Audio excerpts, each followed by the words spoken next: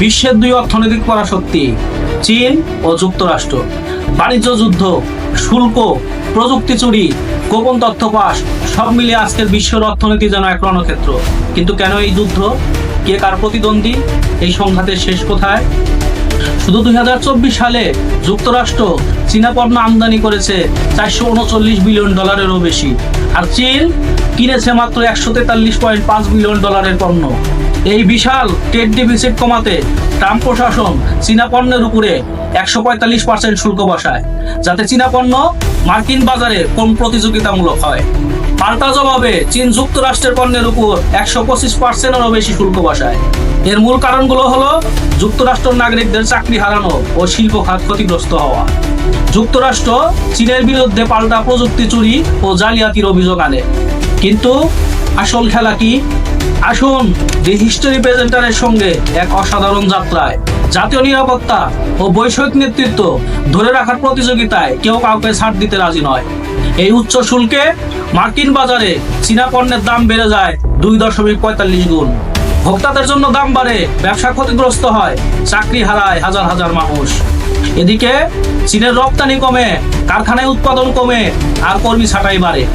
বিশ্বব্যাপী সরবরাহ চেইন ভেঙে পড়ে, অন্যান্য দেশও এতে ক্ষতিগ্রস্ত হয়। অ্যাপল, ওয়ালমার্ট, পেপসিকো, কাটারপিলার সহ বড় বড় ব্র্যান্ডের লাভ কমে নতুন উৎস খুঁজতে বাধ্য হয়। চীন নতুন পথে পা বাড়ায়। চীনা কোম্পানিগুলো যুক্তরাষ্ট্রের ব্র্যান্ডিং পণ্যের গোপন উৎপাদন খরচ, চুক্তি ও ডিজাইন প্রকাশ করতে শুরু করে। অনেক চীনা কারখানা একই পণ্য নিজের নামে বা নো লোগোতে 40-60% কম দামে আন্তর্জাতিক বাজারে ছাড়ার জন্য বিভিন্ন সোশ্যাল মিডিয়া প্ল্যাটফর্মে প্রচারণা চালাচ্ছে। এতে আশঙ্কা করা হচ্ছে যুক্তরাষ্ট্রের ব্র্যান্ডিং কর্পোরেট প্রতিষ্ঠানগুলোর ব্র্যান্ডের এক্সক্লুসিভিটি ও দাম নির্ধারণ ক্ষমতা ভেঙে পড়বে। কারণ লাক্সারি ব্র্যান্ডের গোপন চুক্তি, উৎপাদন খরচ এবং আসল পণ্যের সাথে প্রায় এক ধরনের ফ্যাক্টরি অরিজিনাল পণ্য এখন চীনা ই কমার্সে উন্মুক্ত। কিন্তু চীন কেন গোপন তথ্যগুলো ফাঁস করলো? চীনা উৎপাদকেরা দীর্ঘদিন ধরে ব্র্যান্ডের ছায়ায় কাজ করছিল।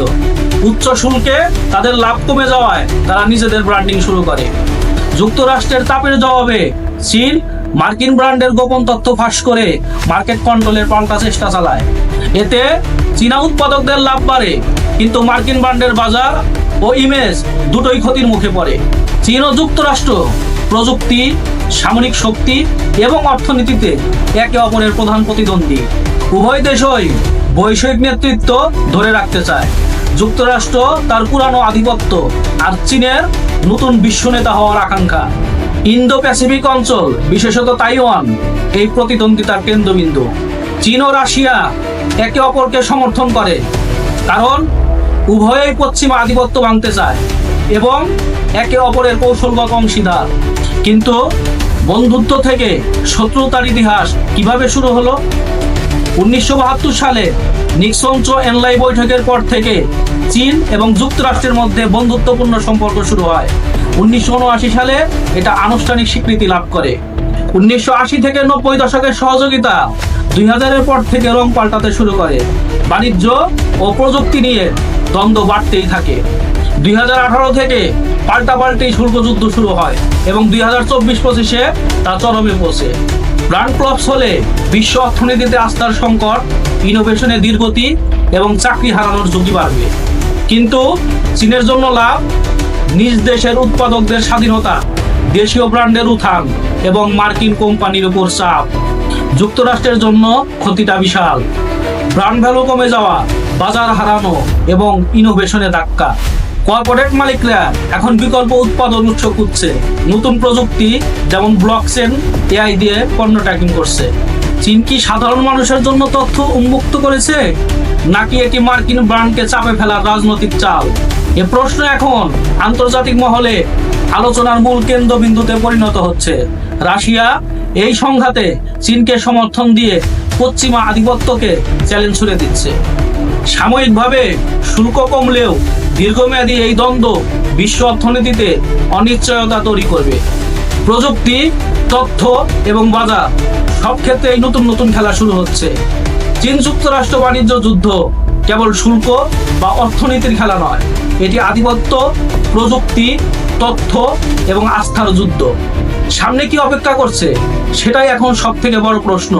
আপনি কি মনে করেন, এই বাণিজ্য যুদ্ধের শেষ কোথায়? ব্র্যান্ডের ভবিষ্যৎ কি? সাধারণ ভোক্তা হিসাবে আমাদের করণীয় কি?